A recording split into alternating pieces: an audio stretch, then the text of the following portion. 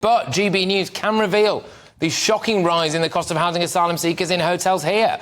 Contained within the Home Office's annual report, the revelation that the hotel accommodation cost for migrants has risen from about £6 million a day to £8 million a day. The report, published this morning, said the current migrant crisis is putting unsustainable pressure on the UK's asylum system. With me now is GB News' Home and Security Editor, Mark White. Mark, well, the taxpayers paying through the nose, aren't they?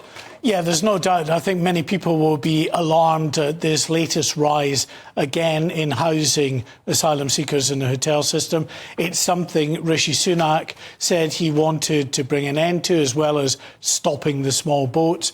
But Yvette Cooper, the Shadow Home Secretary, pointing out that the cost of housing asylum seekers in hotels has risen by a third since Rishi Sunak came to power. And she said in a statement this afternoon, this report illustrates the staggering costs of the Tories' asylum chaos, with the taxpayer now spending an astronomical £8 million a day on hotels and the cost still going up and up, she says. Now, the government, of course, is committed, they say, to trying to move people away from these very expensive hotels and into specially adapted accommodation that will in the round be cheaper, such as Wethersfield, the former military base in Essex, RAF Scampton, the former RAF station up there in Lincolnshire, and of course the BB Stockholm barge down in Portland. But we know with the BB Stockholm, it was less than a week after people arrived on that barge that they were shipped straight back out again. Yes. Because of this salmonella that was found on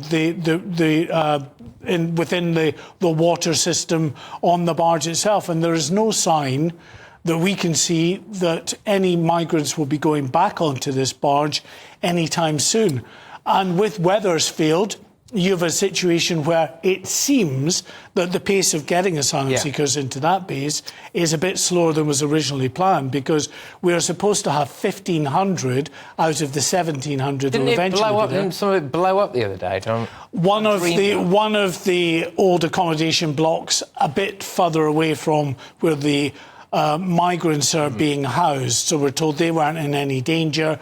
But there are issues around the state of these accommodation blocks and just how fast or how quickly the Home Office is able to get those refurbished to take extra asylum seekers in. So I think we're at around about 200 or less who are there. We're supposed to be at 1,500 by December. I'm not sure that they're going to make that figure very easily. So £8 million a day is now the cost for our hotel bill for migrants and asylum seekers. That's where we're up to. As of today, we can confirm that. Is that right? And until, with any sort of commitment, we get these other accommodation centres in terms of old military bases and the BB Stockholm barge running in an effective way, then we're going to continue to rely very heavily on hotels.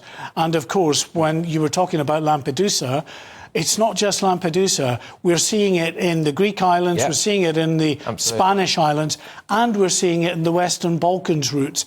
Record numbers of migrants coming into the European Union, many of those who make their way up to northwestern France with a view to getting to the UK. No, 100%, and this is something we're going to be returning to in the coming hours as well. This is very much coming our way. There's a variety of different gateways into Europe. There can be no question whatsoever that Britain, for many people, is the final destination, and that really is why we're banging this drum.